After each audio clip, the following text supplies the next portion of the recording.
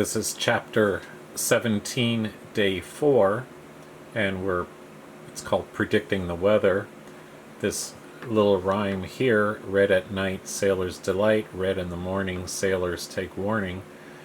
If it's red skies in the evening, the next day and that evening's going to be good, but if there's red skies in the morning, there could be storms coming. And you could read this part to figure out why that's the case. We want to focus on weather forecasting, and of course they use radar. They collect temperature and pressure and winds, just like all the labs that we've been doing prior to spring break, and making simple observations. And if, let's say, there's a cumulus cloud and it starts to get taller and darker, then it turns into a cumulonimbus. You could probably predict, oh, there's going to be thunderstorms. And of course, a meteorologist is the person who takes all this information and makes weather forecasts and tries to give warnings if there are warnings. The National Weather Service is where I've been getting the information to get maps like this here that we've been looking at for a number of weeks.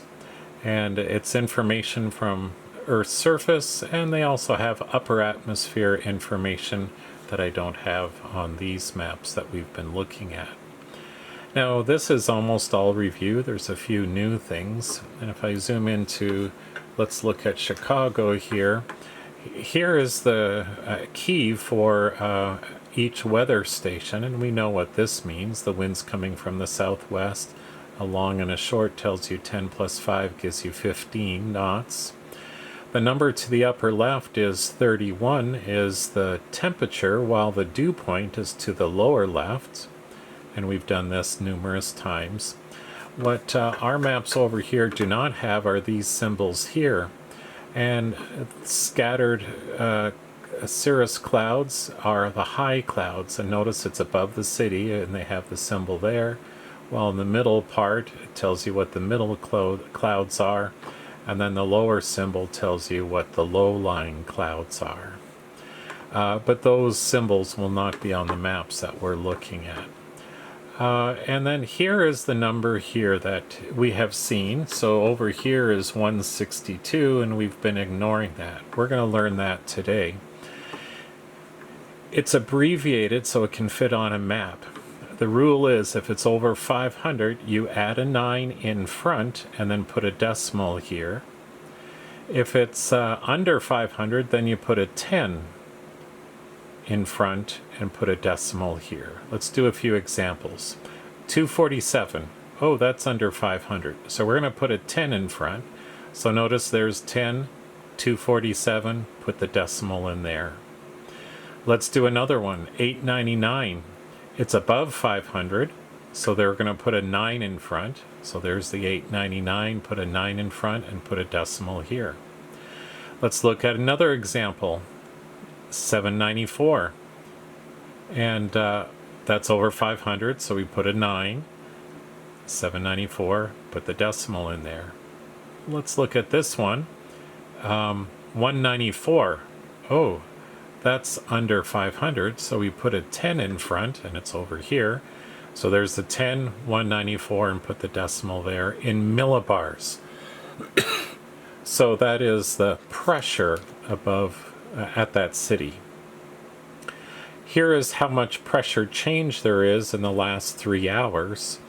That is not on these maps, so we're going to have to skip that. But you put a decimal place in there, and if it's positive, you would read this as it went up by 2.8 millibars in the last 3 hours.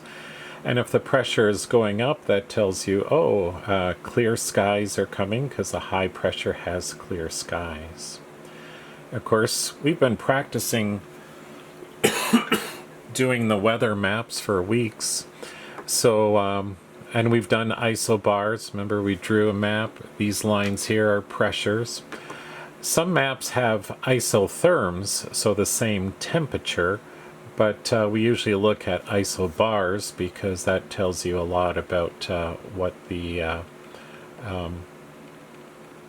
weather will be, if it's like a high pressure coming or not.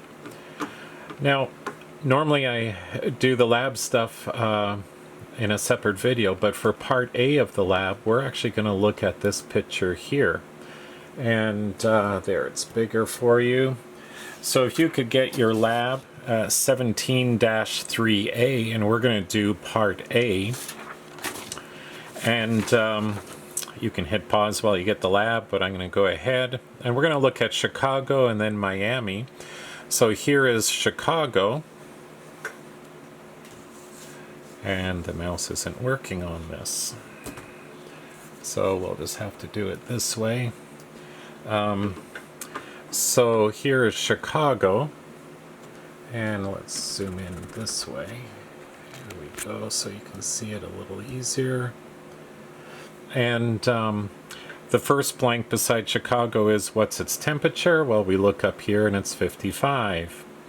What's its dew point? And we look down here and it's 40%. Cloud coverage, only 25% of it is filled in, and we've been doing this for weeks. Wind direction, it's coming from the lower left, so we know it's a southwest wind. There's a long tail and a short tail, so we know that that is 15 knots. And now the millibar. Oh, there's 162. So we got to put a 10 in front. So 1016.2. 1016.2 millibars. We'll have to skip the millibar change because that's not on this map. And the precipitation type, well, there is no precipitation, so none we could put. In a moment you can do Miami. But let's go to number 2. What's the weather prediction for Chicago for this particular day for the next 24 hours? Well, what's the blue triangles tell you? It's a cold front, and it's coming our direction, so our temperatures will drop. And often with a cold front, notice we have the weather behind it here, the rain, I should say, and probably cooler temperatures and rain. Notice the temperatures over here are cooler than 55. That would be the weather forecast. And now let's go to Miami. And I think we can read it. It's so crowded, let's do Key West down here instead.